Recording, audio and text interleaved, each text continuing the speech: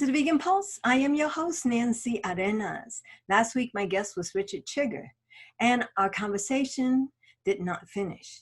I'd like to share with you the rest of that interview this week. Stick around. We'll be right back. Welcome back, Mr. Chiger. Oh, hello, Nancy. It's such a pleasure. It was so great talking to you last time that I just couldn't stop it there. I just had to continue this conversation because of your advocacy for elephants, and I wanted to know a little bit more about that. I know that you've taken trips to Thailand and India to watch the elephants in their natural environment, and I wanted to ask you, what have you found during those excursions that you've done, those adventures? Well, that's a great question. That's a great question because I learned so much that it's depressing. It's horribly depressing. At one time, I used to visit zoos all the time. I even started writing. I couldn't finish it because of financial reasons, but I started writing a master's degree program in the captive behavioral ecology of Asian elephants. And I did observation work in zoos and at circuses and thinking, what would they call comfortable captivity? And now, what I know by going to India, by going to Thailand, by working with other people who I found have a tremendous, tremendous empathy for elephants, there is no real comfortable captivity.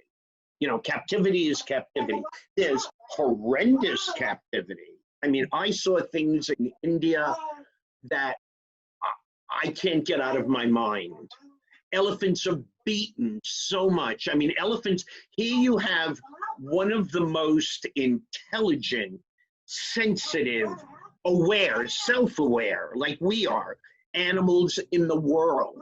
And they're treated like, if you go back and look at human slavery, where a slave was not a person. I mean, go back, look at the history of the United States in their slave period. A slave was not a person.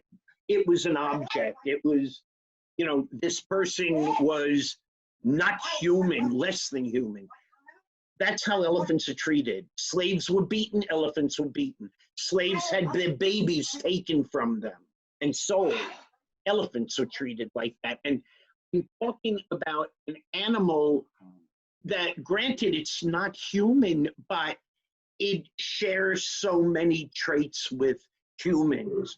The love of their young. Elephants never give up their female young, never. They stay with their mother in their herd, which is their family for life. Like humans do. Their males stay around the age of puberty and then they go out of the herd because it would be inbreeding if they lived in their family herd, you know?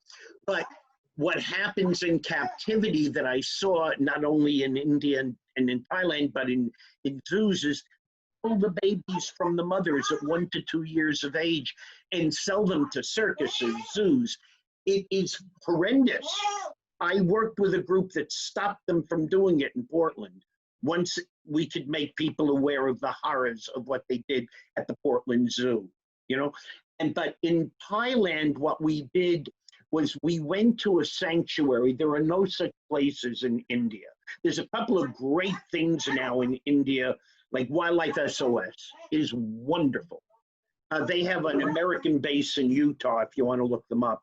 But they rescue elephants and other animals, but their main thing is elephants. But we helped take care of the elephants that were there, and I made friends with some of them.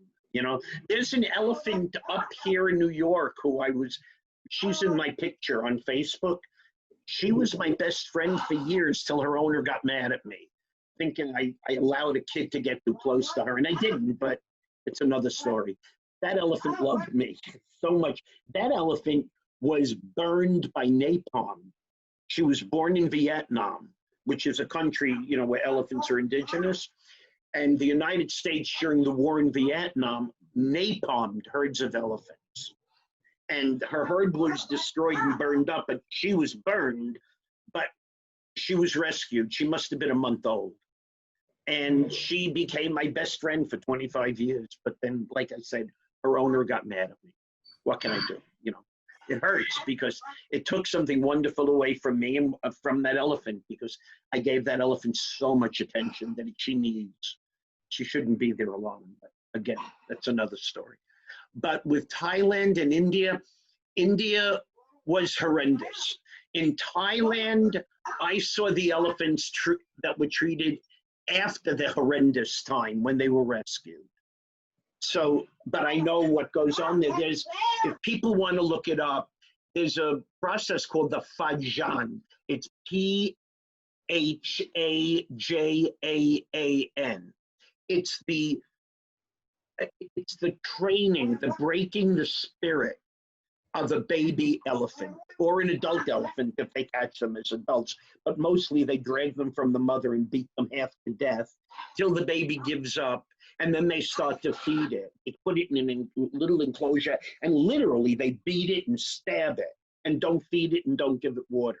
It's called the Fajan. People don't realize that every elephant they ride, every elephant that they see perform or do anything other than be an elephant went through that Fajan. And I'm thinking that sort of thing happens to probably most animals that are in circuses and zoos. Elephants, yeah. Elephants in circuses and zoos also, when they're babies, are beaten half to death. Yeah, but I think that also like the tigers and the lions they don't handle the tigers and the lions. The problem with the tigers and the lions is they don't belong in these captive environments. There are more captive tigers in the United States being bred and sold to roadside zoos and killed, you know, places that are called tiger sanctuaries. Be careful and make sure you know what you're dealing with before you visit something like that.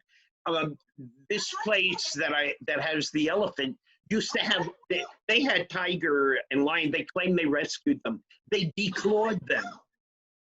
Come on.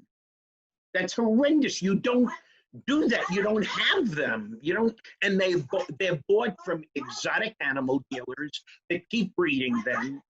And if they are handled, then they're beaten. They have to be. Because if they're not going to be, I mean, like, if you have a cat, I don't have a cat. I have a dog. Oh, all right. I have 3 cats. If I have like my cat Montgomery, big beautiful orange cat that we rescued as a kitten, he will sit on my lap a little bit, and then if he wants to get off, if I don't let him go in time, he'll, you know, his claws will go into my legs. Could you imagine if that was a tiger? I'd be dead. These things are not pets. These things are not to be kept in captivity ever at all. And there are places that do rescue. I was at an elephant conference run by PAWS in California, PAWS, Performing Animal Welfare Society. They have an elephant sanctuary, but they also run a tiger sanctuary. I do some volunteer education work for them. And they rescue so many of these tigers that were in these horrible places, and lions, and they just do not belong in captivity. It's and this is what we learned. There was a time nobody ever thought about that. Right. You know, it's like the carriage horses in New York. Whoever thought that this was a cruel trade? And again, I don't know that much about them. And the problem with the carriage horses is if you make a law to stop it, what are they going to do with the horses and who's going to feed them? You know? Yeah, I think those are just dumb questions because they have no answer. It's just people who want to keep doing that cruelty kind of thing. Oh my God, yes. Does that. Yes. That say those things. The problem is you've got to have people who will take the horses and take care of them and feed them. There are so many places where, like, they have horses for the summer up here. You know, I'm talking about horseback riding places. And then they sell the horses to the butcher in the winter. That is I don't know the answers. I don't. Horses should be left alone too. Everyone is an individual, and they should have the opportunity to live the lives they're meant to live, and that is not to be mandated by any individual. Right. We had a cow. You might remember that because I talked about it. Even when I worked at IS 88, when we moved up here, we got a calf, and we had her for almost 20 years. But she was like a dog. She came when I called her, and I mean, people don't give them the chance.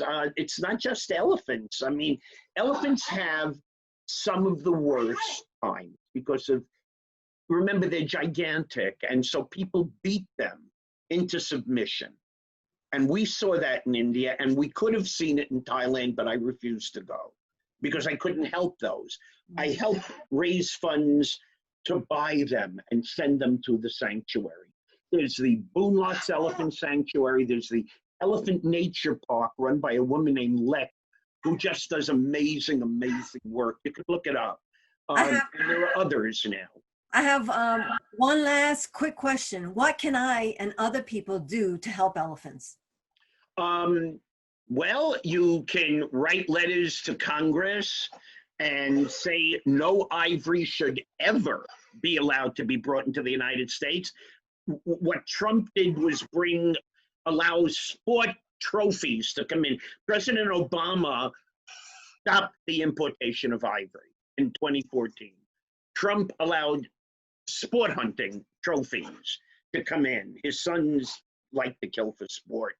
And, you know, he's involved in these gun groups. So they allow that, but with every legal, and I'm using those words, I hate doing this, but, you know, legal tusk, the poachers find the loophole for illegal tusks, but even the legal tusks are wrong, you know? So no ivory, no elephants should ever be in circuses. Write to Congress, tell them, write to Congress people. Zoos need to stop breeding baby elephants in zoos. What are they breeding them for? To go to other zoos? To live a life of hell? Right. You understand what I mean? Yep. Also, look up the sanctuaries I'm talking about. Look up Wildlife SOS. Look up Elephants Unchained. There's a great guy, what's his name? Steve Boyle, who goes and shows people in India and Thailand how to handle elephants without chains, without an elephant hook. It's the most abusive thing. There are all these very, very good people and good things.